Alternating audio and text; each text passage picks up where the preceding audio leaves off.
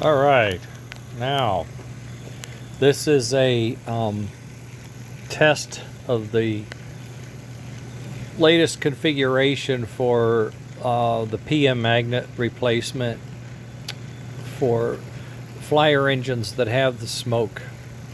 All we're doing is replacing the wired fields with a permanent magnet field, and I've been toying with the different configurations and magnet sizes and whatnot. And here you'll notice I have about the largest size of booster magnet. This sits on back of the arc magnet and gives it a little extra oomph.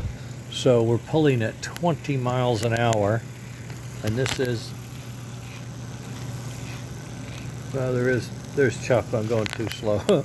So there's 30. There's 40.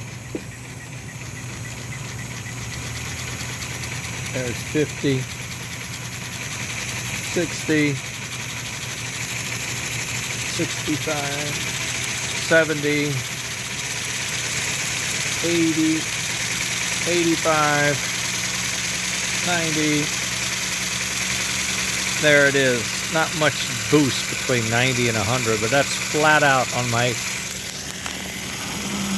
4B. The 4B, flat out. It's going pretty good.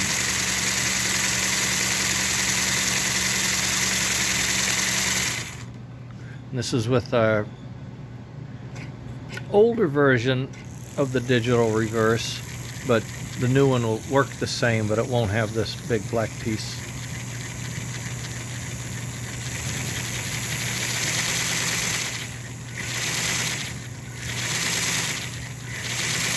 Pretty responsive.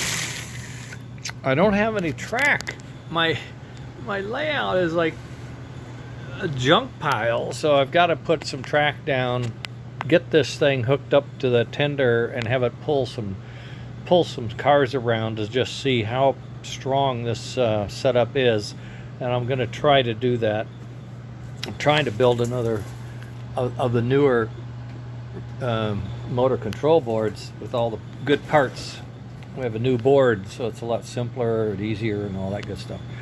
At any rate, a couple of days working on that particular magnet, seeing what we can do just to give that good low speed start. You know, just take it off of zero and actually get something pulling. And I think we've got it. Pretty good capability here, and we're not overheating anything. So I'm feeling real confident that we've got a magnet set up now on this permanent magnet DC conversion field set.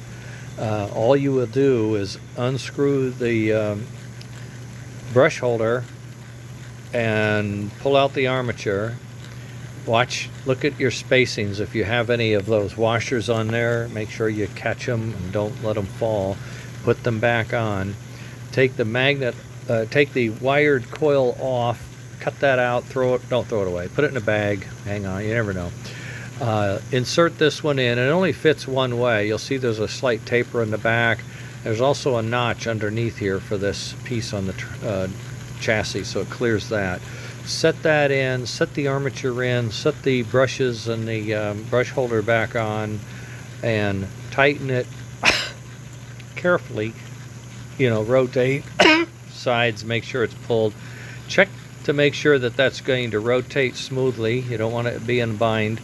And if you have the right shims, if you're too loose, if you have another shim, you can take a thinner shim, stick it in there and see if you can. You know, it's okay to have some slop, but you don't want to have a big wad of slop between the armature. I'm sorry, it's been a bad day today. At any rate, that's going to go. I'm going to order. I have these magnets. And I'm printing more of these right now. The arc magnets I'm short on. I just ordered more. They're coming, and I'll build these up. I have 3 orders right now, which is kind of fun. You know, I usually don't have orders. I just build things, and that's the end of it. But now people are saying, yeah, I like that. Oh, and I got 2 orders for this guy, this roller bed, which is kind of neat. I'm using the damn roller bed on everything. It's see what I had here before. I had to stand that up, and I had to space it and make sure, blah, blah, blah. It worked. I used it for years. I really enjoyed it, but this thing is the cat's meow. The other thing is these wheels, these rollers are not, well, how should I say, friction zero. They do have some resistance. They're all ball bearings with grease packings and whatnot. But you know, that actually helps me understand what's going on with the motor, make sure it's not overheating, make sure it's right. I also get to check the wheels for their wobble or out around or whatever, and that has really helped me pinpoint a couple of issues with chassis that I've been able to straighten out before I get too far down the road. Anyway, this is where it's at. It's working great. I'm going to try to stuff some parts into this board before I have to quit, and I'll be getting some more arc magnets in a day or two, and I'll get these things built and shipped out, and we'll see what the field guys say about Frankentrain's crazy stuff. Okay, Esta Rosa, next generation S DC conversion. Later.